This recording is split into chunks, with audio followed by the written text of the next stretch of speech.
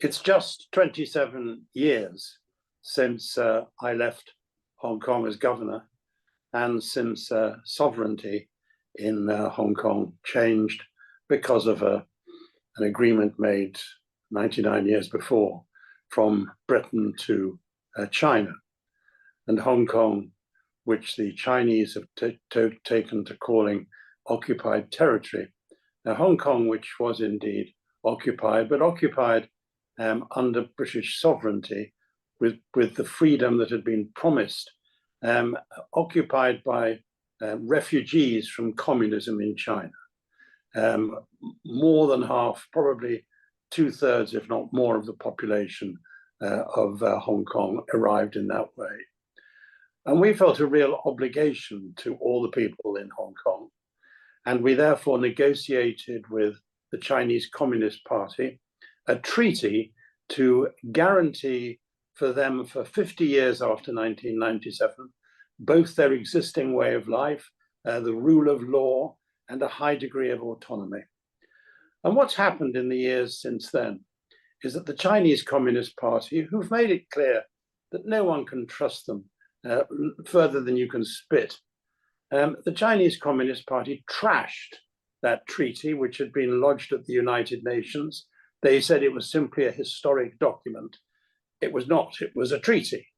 And they also went on to try to incorporate that in a Hong Kong constitution, the basic law, which went on to guarantee all those rights and freedoms which Hong Kong had enjoyed before. Now, for a few years after 1997, things went pretty well. It was still a recognizable Hong Kong. Chinese communists were interfering more, but by and large, it remained the same place.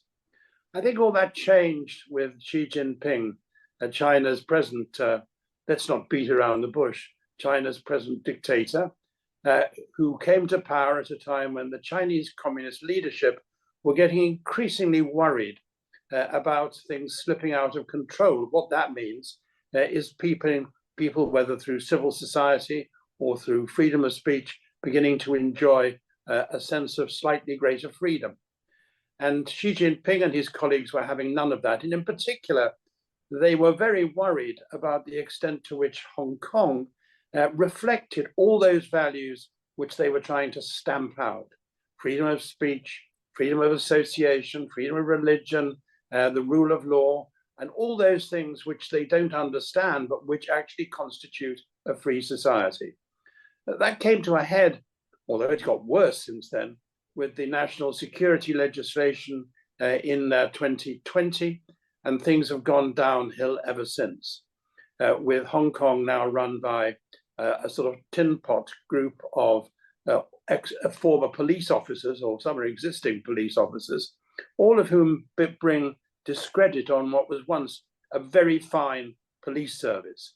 This lot, the chief executive and his colleagues, wouldn't know what a human rights was, or they wouldn't know the difference between human rights and a truncheon. So Hong Kong has continued to be squashed, its freedom squashed.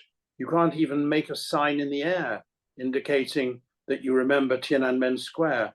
You certainly can't sing any song about how wonderful Hong Kong has been as a free society, as a free state. Glory to the Hong Kong. Get locked up for doing that. So there are people in prison now who've been there for a long time with no trial, for believing in freedom, for trying to exercise their rights in a free society. And one or two of them, Jimmy Lai, for example, is a British passport holder, a British citizen who's been in prison now for pretty well 1,000 days, and will be kept in prison by the Chinese Communist Party using whatever guile and device they can. So what has happened, unfortunately, is that freedom in Hong Kong has been trashed, and a lot of people from Hong Kong have come to live in Britain under the BNO passport scheme, or have gone into exile elsewhere. I talked to about 1,000 of them near Oxford the other day, and it was interesting. They were all doing wonderful things for us in Britain. They were paramedics, doctors, teachers, nurses, businessmen, lawyers, people who'd set up their own businesses. And when I asked them again and again whether they missed Hong Kong, they said, well, of course they did. Their family in some cases, jobs, homes, a city which they'd loved, but which they'd been squeezed out of by Chinese communists. They said, of course, they missed all that. And it had been painful going into exile. And I'm sure the same is true of people in Australia and Canada as well. So why have they done it? Because again and again, people said to me, they wanted to bring up their children in a free society. Well, that is the most telling indictment, I think, of Chinese communism. And it's a hope for the future, because as long as people feel that as strongly as they do, a Chinese dictatorship, the Chinese Communist Party, has no long-term future. Dictatorships always end badly, and that's going to be no different in China. So I do urge everybody who's left in Hong Kong to understand that the rest of the world understands what you're going through, who understands that sooner or later, your aspirations to be free citizens, individuals in a free society, able to say what you want and able to express your views to one another without running the danger of being locked up.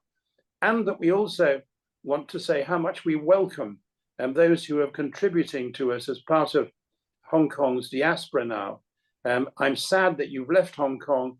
I hope that one day you'll be able, if you wish, to return. But in the meantime, we're hugely grateful for the contribution you're making to free societies, which, of course, have their problems, but ultimately allow ordinary people to solve those problems.